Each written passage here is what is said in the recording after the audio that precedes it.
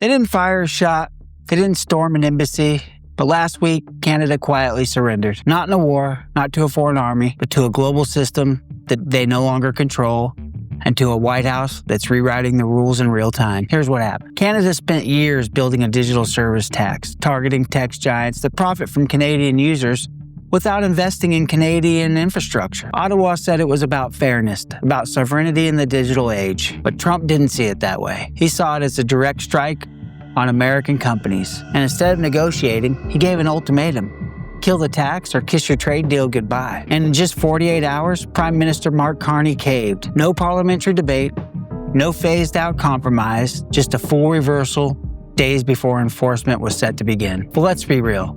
This wasn't just about tax policy. It was a test, a signal, because behind this move is a much bigger shift.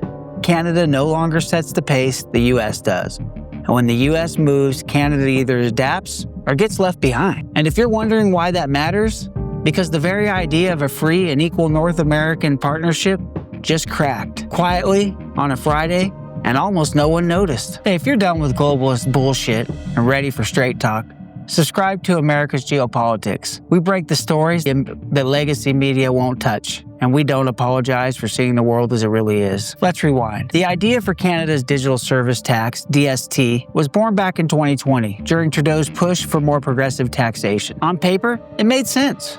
Digital platforms, Amazon, Meta, Google, were making billions in Canada, but because they had no major physical footprint, they weren't paying traditional corporate taxes at the same rate as brick-and-mortar businesses. So Canada created a 3% tax on digital revenue over 20 million Canadian dollars earned inside the country, targeting companies with global revenues above 750 million.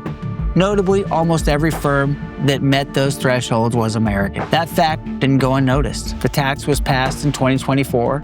It's set to take effect on June 28, 2025. But here's the kicker. It wasn't just forward-looking, it was retroactive, going all the way back to January 1st, 2022. That meant the Canadian government expected to claw back more than $3 billion from tech firms over the next few years, starting immediately. Now imagine being in Trump's shoes. You're pushing to reshore industry, repatriate supply chains, and protect American corporations. And your closest trading partner decides to retroactively hit your biggest companies with a digital tax? Well, you can imagine how that went. Trump responded the only way he knows how, by raising the stakes. On June 26th, he announced the U.S. would walk away from ongoing trade negotiations with Canada unless the tax was repealed. No compromises, no phased rollback, just a clean break or else. And the timing, it couldn't have been worse for Ottawa. Canada is in a precarious spot. Its economy is flatlining, investment is drying up, and American tariffs on steel, aluminum, and soon automobiles are already inflicting real pain. By June 29th, the writing was on the wall. And on June 30th, Prime Minister Carney did exactly what Trump demanded. He froze enforcement of the DST, halted collections, and signaled that repeal legislation will be introduced when Parliament reconvenes this fall. The media spun it as a strategic pause. The White House, of course, they called it a win. But the reality, Canada blinked and Washington knows it. This is more than a trade policy reversal. It's a window into a bigger truth. Canada thought it could tax American dominance and discovered it was still living in the fantasy world where globalism worked. That world is gone, and Ottawa's finally waking up to the new one.